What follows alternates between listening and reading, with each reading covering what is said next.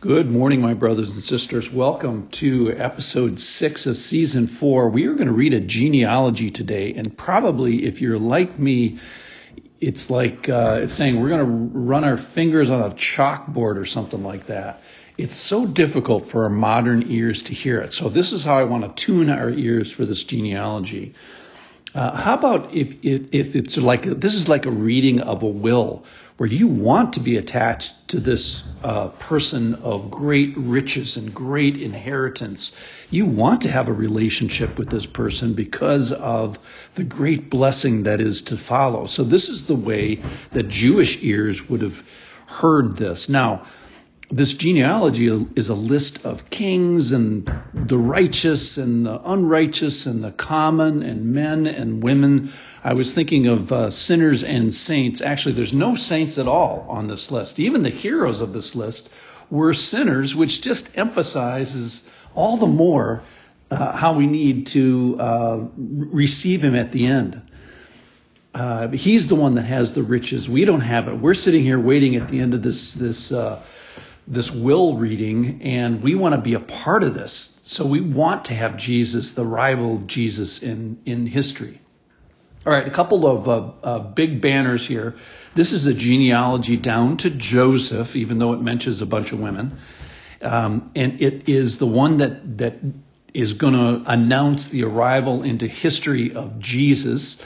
And it is Luke or Matthew kind of emphasizes the legal claim that Jesus has. So the will reading is actually a pretty good way to do this. All right, so let me read a little bit. Verse 1, Matthew chapter 1, verse 1, the book of the genealogy of Jesus Christ, the son of David, the son of Abraham. So that's the summary of what we're going to read. We're going to read from Abraham down to David, David to the exile to down to Joseph. So this is, and Jesus is both identified with David and Abraham right away. Verse 2. Abraham was the father of Isaac, and Isaac the father of Jacob, and Jacob the father of Judah and his brothers. And they were a bunch of, so right away here, a bunch of attempted murderers in verse 2. It doesn't get any better than this. Verse 3, we have our first woman. And Judah, the father of Perez and Terah by Tamar.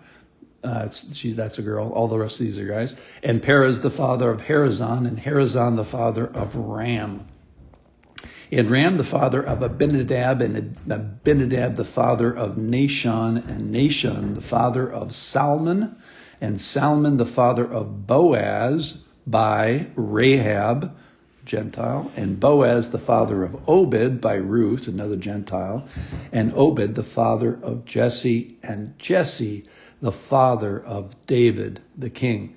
So David is held up here as a big, important, wonderful person. He had the heart after the Lord. But don't forget, he was a murderer and an adulterer.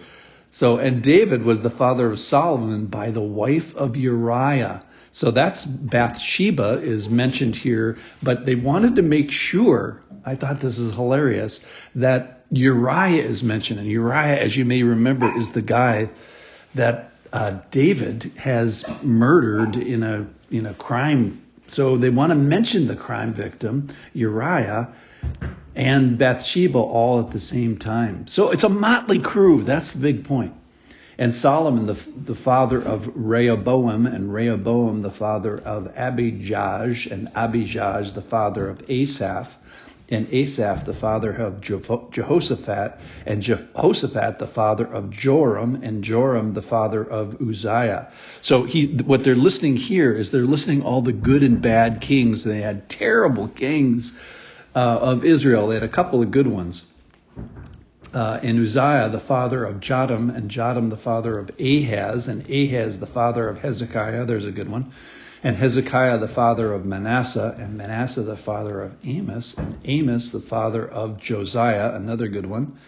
And Josiah, the father of Jehoniah and his brothers at the time of the deportation to Babylon. So this takes us up to 586 BC. And then after the deportation, this is verse 12 now, and after the deportation to Babylon, Jeconiah was the father of Shealtiel, and Shealtiel the father of Zerubbabel, and he was the first guy to return from Babylon, by the way. And Zerubbabel the father of Abiud, and Abiud the father of Eliakim, and Eliakim the father of Azor, and Azor the father of Zadok, and Zadok the father of Achim, and Achim the father of Eliud, and Eliud the father of Eleazar, and Eleazar the father of Mathan, and Mathan the father of Jacob, and Jacob the father of Joseph, the husband of Mary, of whom Jesus was born, who is called the Christ. So all the generations from Abraham to David were 14 generations, and from David to the deportation to Babylon, 14 generations, and from the deportation of Babylon to the Christ, 14 generation. So this establishes the legal claim to the throne of David and the promises of Abraham. It includes men and women, adulterers, prostitutes, heroes, Gentiles, murderers, no good people. I mean, evil sinners. It's a motley crew, as I said.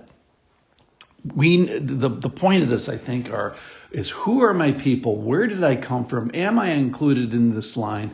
Do I recognize myself in this line? What was the state of these people? And did they need a savior? Absolutely.